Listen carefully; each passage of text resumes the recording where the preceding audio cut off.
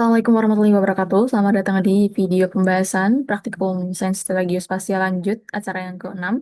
Saya Zidnia Nasaridai dengan NIM 23518936 SV 23096 akan membawakan demonstrasi dan juga hasil dari acara Instance Segmentation berbasis Deep Learning untuk rekonstruksi 3D dari data point clouds. Nah, sebagai pendahuluan, yang pertama, bahwasanya Geospatial Artificial Intelligence ini menggabungkan teknologi kecerdasan buatan dengan data spasial untuk mengenali pola dan objek dari citra atau model permukaan bumi.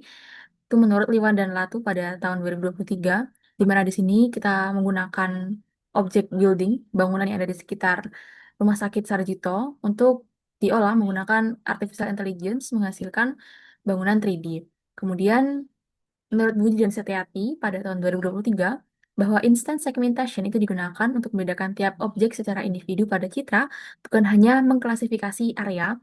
Jadi setiap bangunan yang dideteksi pada area tersebut telah memiliki atributnya sendiri-sendiri, tidak hanya dalam bentuk satu jenis sahabat atribut, tapi sudah dipisahkan pada barisnya sendiri-sendiri. Misalnya di sini setiap bangunan sudah memiliki jenisnya, barisnya sendiri-sendiri, tidak menjadi satu gabungan yang sama. Itu adalah salah satu bentuk dari instant segmentation.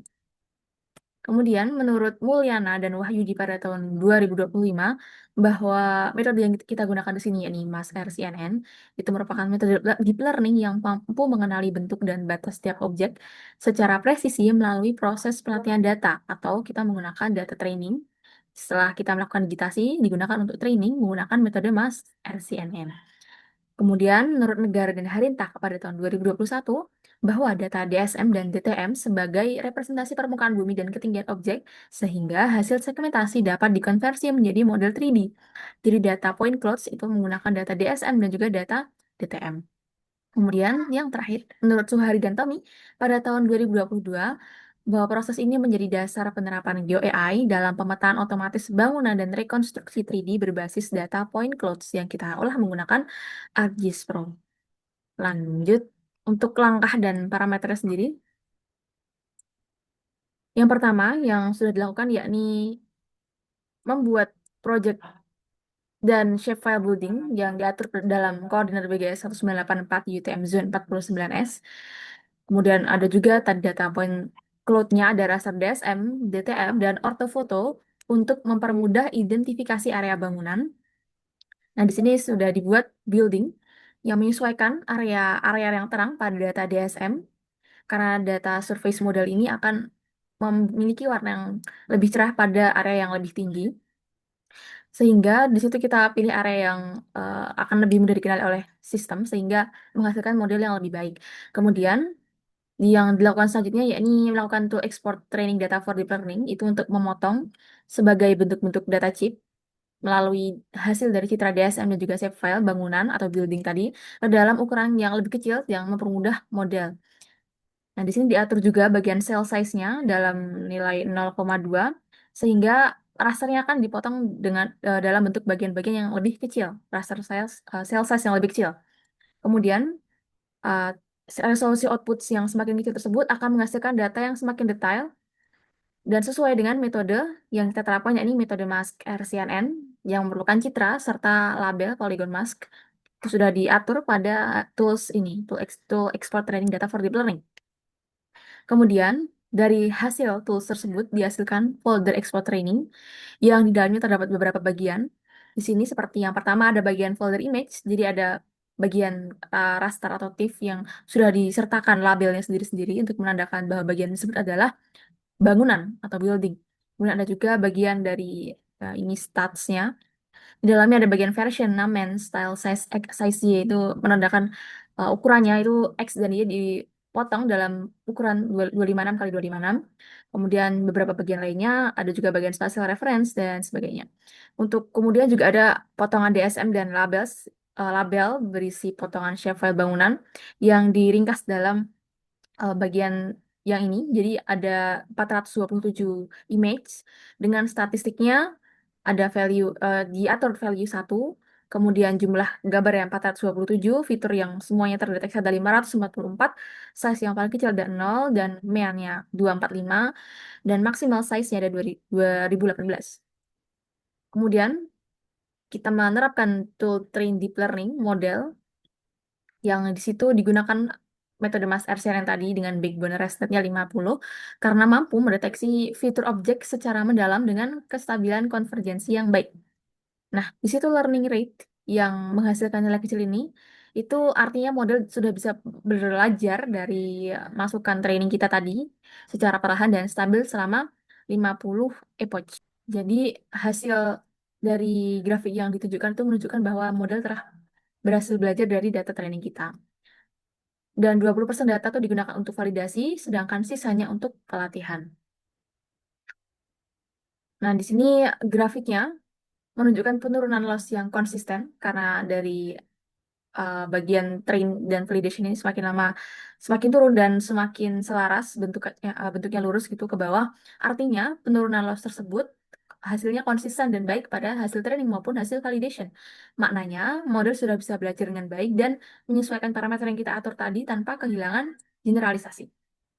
Nah, stabilnya kurva di akhir epoch nih berarti model sudah dapat mencapai konvergensi yang optimal dan menunjukkan akurasi yang tinggi, precision dan recall yang seimbang. Di sini nilainya tidak 0,5 dapat dilihat pada file HTML-nya langsung saja.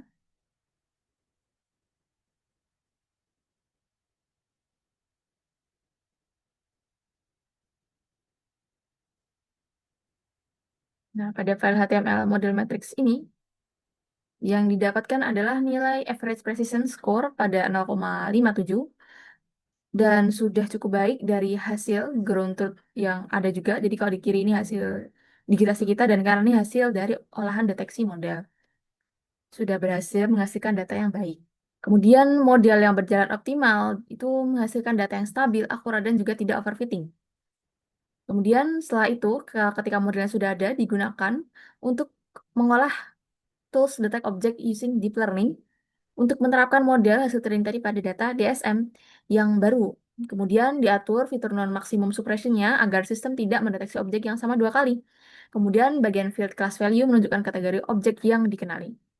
Di sini menggunakan prosesor CPU, kemudian menyesuaikan Excel-nya pada DSM, input rasternya juga DSM, kemudian menghasilkan outputnya Boolean detect, kemudian padding dan sebagainya diatur di sini, kemudian menghasilkan data shapefile dengan nilai confidence-nya masing-masing di sini. Kemudian setelah itu dilakukan penambahan data DSM dan data DTM ke project 3D reconstruction. Data tersebut dibuka, ditambahkan data DSM dan juga data DTM untuk sebagai perbedaan permukaan tanah dan juga ketinggian bangunan dan bisa dimodelkan secara lebih realistis. Nah, di sini kalau DSM itu menggambarkan surface atau termasuk bentuk bangunannya itu juga, tetapi kalau DTM itu hanya terrain ya atau tanah tanpa objek.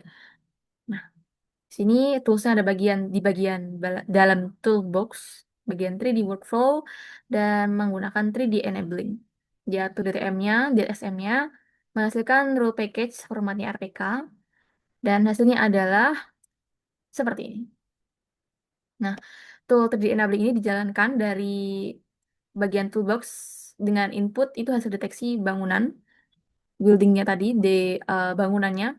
Kemudian ada DSM DTM dengan hasil RPK sebagai bentuk, tekstur, dan level detail bangunan.